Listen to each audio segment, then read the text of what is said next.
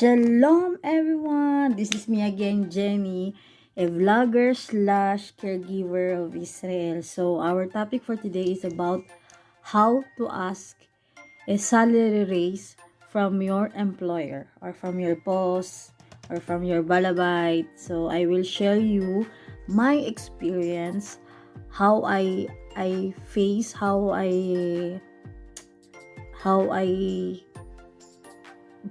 act to ask help, ask salary raise from my employer. So I will speak English and Taglish. So if you're not yet subscribed to my channel, please, if it's not asking too much, you can click subscribe in the right side, red button down below. And if you like this channel of mine, you can click like here down below, the like. And if you have any suggestion, comments, shout out, opinion, advice, you are feel free to tell me everything in the section down below, there section, comment section then down below. So I will speak English and Taglish. I will want to share you guys how my experience went through to ask salary raise, or in Tagalog, paano nga ba ako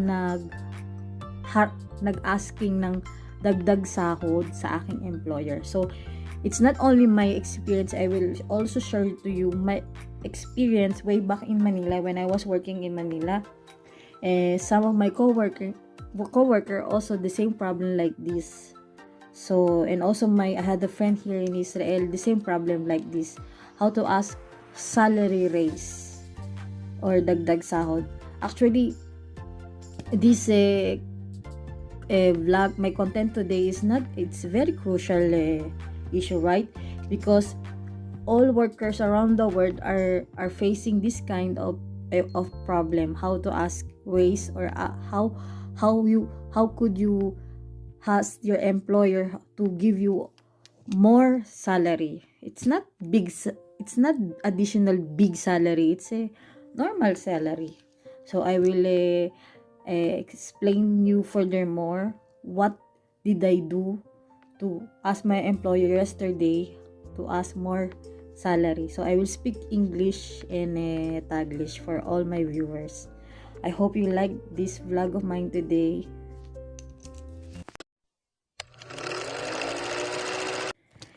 Alam niyo friends, hindi ko alam kung I will speak in English or I will speak in Tagalog, because this is very important issue. My content today is very important issue. How could a employee like me or worker like me to ask salary raise from from employer? So I'm single. Yes, I have partner, but I don't have children. What if the worker, she have children, she have a husband, she have his family to feed? You know what I mean? So this content is very crucial. It's very, what you call this, important, especially if every May 1, I think, the workers day, labor's day in the Philippines. I don't know what the labor's day here in Israel. So how could a worker like me, a simple worker like me, ask salary raise from the employer? So I am very shy person. I'm not straightforward. I am very shy, and I am very you know what I mean, mahiyain akong tao. So sometimes I don't talk. I don't tell what's in my heart, that even the work is not, I don't like this. I still accept and continue working even it's I'm not used to it. I'm not comfortable with it. So I'm very shy person. So I ask help from one of my friends. I ask advice if this is the right time to ask for salary raise from employer. So before you making any decision, of course, the first action you made is you are hesitant. You want to choose people that will give you a good advice. For example, you want to ask salary raise from your employer, or in Tagalog, dagdag sahod, but you are very shy, right? Like me, I'm very shy. Sometimes that's why most people like me, worker like me, ask advice and help to those people they can trusted, and good wisdom to give you advice, you know. So the same like me, I'm the same like the other worker. So sometimes I'm very shy, I'm not straightforward, even I don't feel good, I feel accept. This is my mistake. So I ask help. First thing first, before you do anything, especially like this issue, how to ask salary raise from the employer, you must to ask help from your trusted friend. So this is the tip number one before you make any decision. So number one is ask advice from the friends whom you trusted, and a friend that has a wisdom, wisdom to give you advice, wisdom to balance things, you know what I mean. So this is number one advice. Ask or seek help from friends or family members that will give you the best advice. What you feel about your salary, if it's not enough for you or you want more, what is the best thing to do. So this is the first thing I did. I asked help from the people that whom I trusted. I asked them their advice, and vice versa. I tell them what I feel, like that, what I feel with my salary, with my work. So don't forget, friends, tip number one, ask help from the people you trusted. Okay.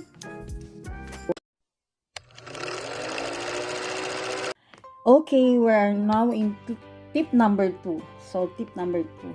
First, of course, if you're looking for our salary raise or dagdag sahod, of course, you must to before you proceed to this step, you must to prove first to yourself as a worker, as an employee, to your employer, that, for example, I'll give you example. You work 1 year, you work 6 months, or you work 10 months, and the employer see you that you are a very good worker. You work very good. You are a trusted worker. You do everything for your work. You love your work, and the employer see that. I think there's nothing wrong to ask a salary raise from the employer. Okay, and this is tip number two. Of course, you must to prove yourself first. Prove yourself first that you are a very good worker, that you are trusted worker, that you are a, what you call it, in Tagalog, maaasahan, reliable worker.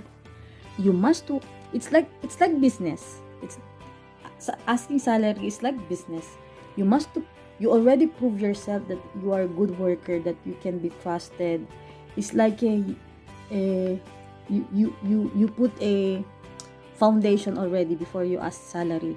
You prove to your employer that you are good worker, trusted worker, reliable worker. This is the second tip I want to give you. You cannot ask salary raise if you are just only 1 month in your work. Of course, cannot, because the employers did not know you well. If you're a trusted worker, of course you must to show to the employer that you are not exactly hard worker, trusted worker, responsible worker. You love your work. You parang gato yan eh. Pag minahal mo yung trabaho mo, mamahalin ka rin ng trabaho mo. So it's like, if you love your work, the work will also love you back, right? So tip number two, of course, you must to prove yourself first, that you are trusted, that you are a responsible worker, that you are a reliable worker, that everything about a good worker. So the time that you already work 6 months, 7 months, 8 months, 1 year, you prove yourself to the employer that you're a good worker. So why not asking for a salary raise? Especially if the work is more difficult, because some work are easy and some work are difficult. Of course, if especially if work is not good, I mean not good, difficult, of course you ask a raise. Why not? You know what? I'm a very shy person. It's difficult for me to ask these things to the employer because I'm very shy. So I ask some people to talk for me. It's like a spokesperson. It's like spokesperson because it's difficult for me to talk for me because I'm very shy. And this person is my boyfriend. And he said, "Don't be shy. Don't be afraid. What's in your heart? Tell this, because the truth will set you free, and the truth is more powerful than any lies in the world." This is the best advice that my boyfriend tell me, because I'm very shy person. I cannot talk straightforward to the employer that my salary is not enough. I'm a foreign worker. I need more money because this is not in the law of Israel or whatsoever. So the tip number, okay, we're going to proceed to tip number 3. Okay, we're going now to tip number 3. Okay, this advice or this is tip especially for people, a shy person like me, like I am, because I'm very shy person. I cannot straightforward to the person that I don't, to the especially employer, that I want more money, I want more salary raise, or I want dagdag sahod. So tip number 3 is do not be afraid. Like what I said in the tip number 2, you must to improve yourself first before you're asking salary. You work 6 months, 1 year, 10 months, you already prove yourself, or 1 year, that you are a good worker. This is the tip number 2. Number 3 is don't be shy. Don't be shy. Be brave to tell what's in your heart. Most of the people, they have hesitant. Most of the people, they are going back when making decision. So tip number 3, don't be shy. Be brave to tell what's in your heart. This is tip number 3, because the truth is the most power in all lies in the world. This is tip number 3. Don't forget this very advice. Tip number 3. Huwag kayong matakot na sabihin kung ano yung nararamdaman mo, at maging matapang ka na sabihin kung ano yung nasa sa loob mo. Especially for people with children, right? So, this is tip number 3. Be brave. Don't be afraid. Tell what's in your heart. And the truth is most powerful than any lies and everything in the world. Tell the truth what's in your heart. So don't be shy. Don't be afraid. Tell what's in your heart. So this is tip number 3. Tip number 4. Okay. Be truthful. Number 4 is be truthful. Like what I said in the tip number 3 or advice number 3. Number 4 is be truthful. What's in your heart? Tell what you feel. So, like, go back as a tip number 2. Before you ask raise or salary raise, you must to improve yourself, right? You cannot ask a salary raise, you're not working yet. I give you an example. You work hard 1 month. 1 month is a very early time to ask salary raise. If you reach 6 months, 7 months, 1 year, 1.5 years, this is the right time to ask salary raise because you already prove yourself, right? So tip number 4, be truthful. Kung ano yung katotohanan, yun yung sabihin mo. Kasi yun yung nasa loob mo. At maiintindihan, the employer, it's not stupid. He will understand what is you're trying to convey or to tell or you're asking. So number 4 is be truthful. Tip number 5. Of course, prayer. Before you do everything, prayer. This is the tip number 5, prayer. The prayer will help you to enlighten your mind. How could you will talk with your employer when the right time he will ask you, of course he will ask you, why you asking for salary raise? Sasabihin ng amo, why you're asking for salary raise? Of course you must be ready. What will you say to the employer? Because it will happen after you asking for salary raise. He will talk to you why you're asking for salary raise. So tip number 5, prayer. To the Holy Spirit will give you advice. What will you say to your employer? Why you want a salary raise? And of course, you already prove yourself that you are a good worker. You work 1 year or more than. Why not? Diba? Okay, let's proceed to tip number 6. Tip number 6. So, tip number 6.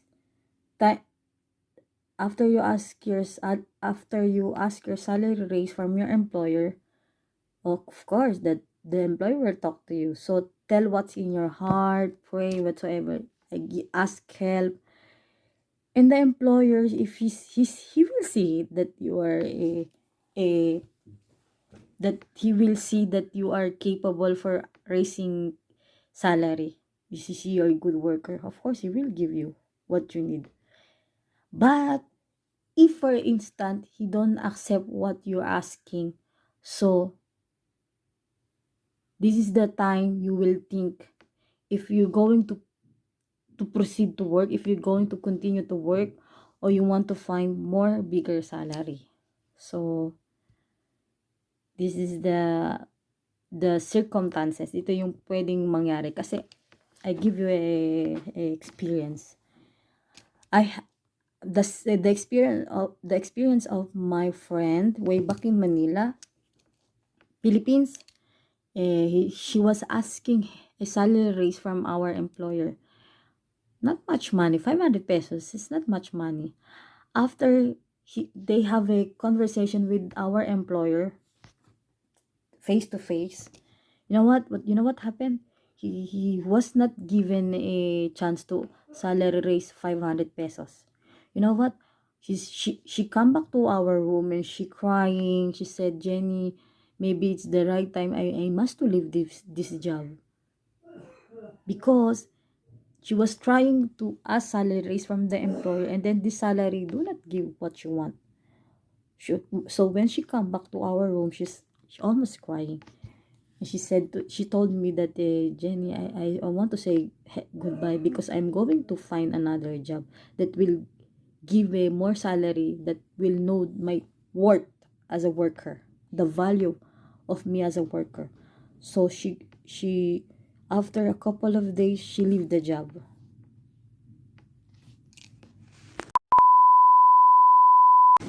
So these are just my advice for you if you're asking for salary raise. Sometimes you must to fight what you need, not what you want, what you need, and ask advice from the Holy Spirit, from God, when you pray. But if chances that the employer will not grant your request for salary raise, I think you must think it if you're going to continue or you want to find another employer. And because not all worker has given a grant to ask to have a salary raise, not everyone. So you will think about it, you will balance everything. Wait, I forgot. You need the last tip I want to give you is you need to balance everything. Of course, before you make any decision, you must to balance. You know what I mean? Good employer, low salary, bad employer, big salary. You know what I mean? Most of the time, you balance everything. Malaki ang sahod, big salary, malaki ang sahod. But the employer is not good. It's bad employer. So, normal salary, but the employer is very good. So, you need to balance everything. before you make any decision of how to ask salary raise from the employer.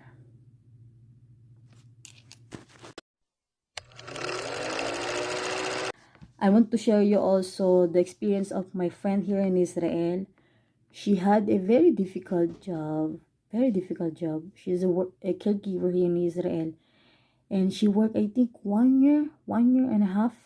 So she already proven herself that she's a good worker and trusted worker and reliable worker. After 1 year and a half, she asked a salary raise from the employer. And she was granted. She was another, I think, 500 shekel salary raise from her previous salary. She was very lucky. So, like I said before, not everyone has granted to be given a salary raise. Like my friend in Manila. So, it was my friend in Manila. It was very sad, very hurtful because she's only asking for 500 pesos salary raise and but not granted by our employer in Manila. So after days she left the job. She left the job. She find another one. So if you think that this job don't see your value as a worker,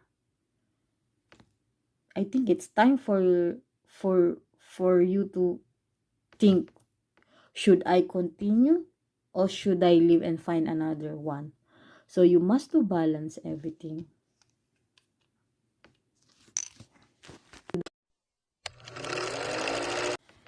And another thing, you must to fight what is your right. Because my biggest mistake in my life, I want to share with you, is I be shy, I don't talk.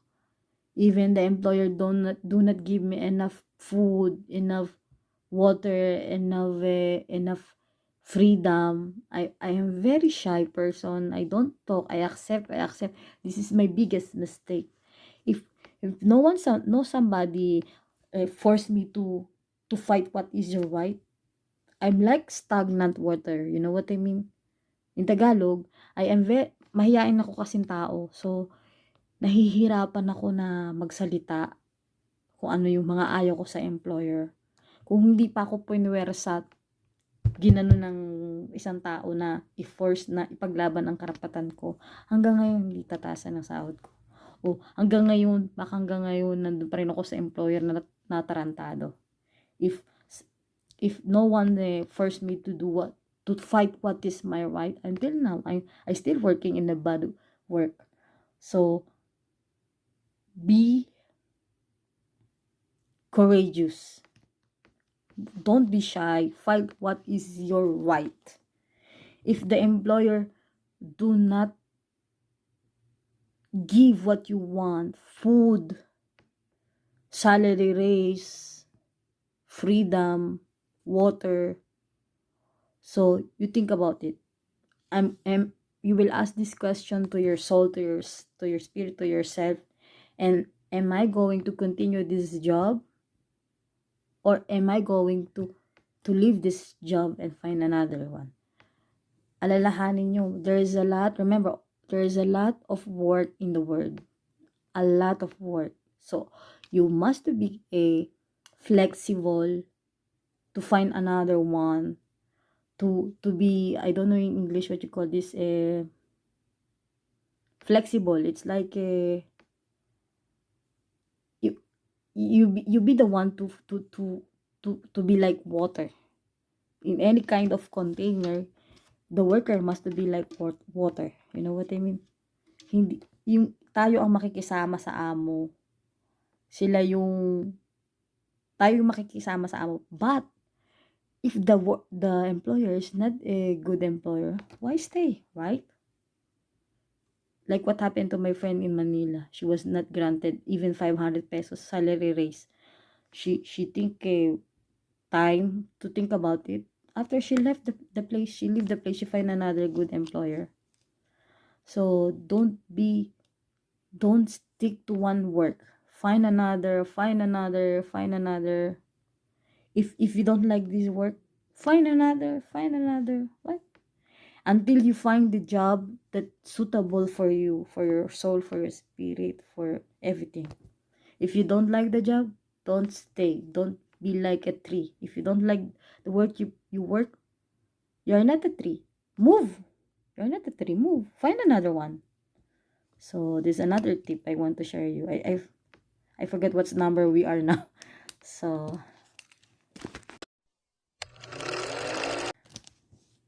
another last tip, if you see that you are not being valued in the work you're working, you're not happy, and you ask salaries or you ask some food and this employer do not give you what you need, I think you must find another one.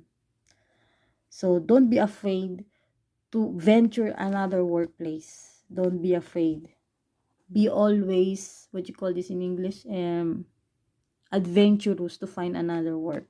Find and find and find until you find the best job that suitable for you, the best job that you wanted. So if you find a good employer, then stay and love this work. And in all our problems to the past previous work, it's there's a lesson behind it. So charge to experience. So charge to experience every problem that you encounter previously. Don't be sad, don't be disappointed.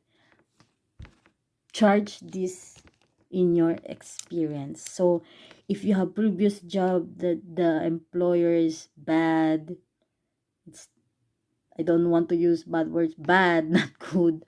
So don't be sad and disappointed. This is the life. Sometimes we find a bad balabay, not good balabay. So charge this to experience. If you encounter bad employer, charge this to your experience. So don't don't stay in one place. If you don't like the job, find another job. If you don't like your job, find another job. There's a lot of job in the world. Don't be scared. There maraming trabaho. Huwag kang matakot. So if you don't like your job, find another one, and then find another one until you find the right one for you. So I hope you like this vlog of mine. If again, if it's not asking too much, please give me a like down below. And if you're not yet subscribed on my channel, please subscribe. Click subscribe, the red button down below in the right side. The red button, subscribe, please like. And click up, all. Click up. So in all my new content, you are being notified by my YouTube channel. And if you have some suggestion, opinion, shout out, advice, or additional wisdom, you can feel free to send me message in my comment section down below, down in the comment section. So I hope you like this content of mine of how to ask salary raise from employer, or paano humingi ng dagdag sahod sa mga amo. So I hope you like this vlog of mine, and we see you again in my next vlog. See you again.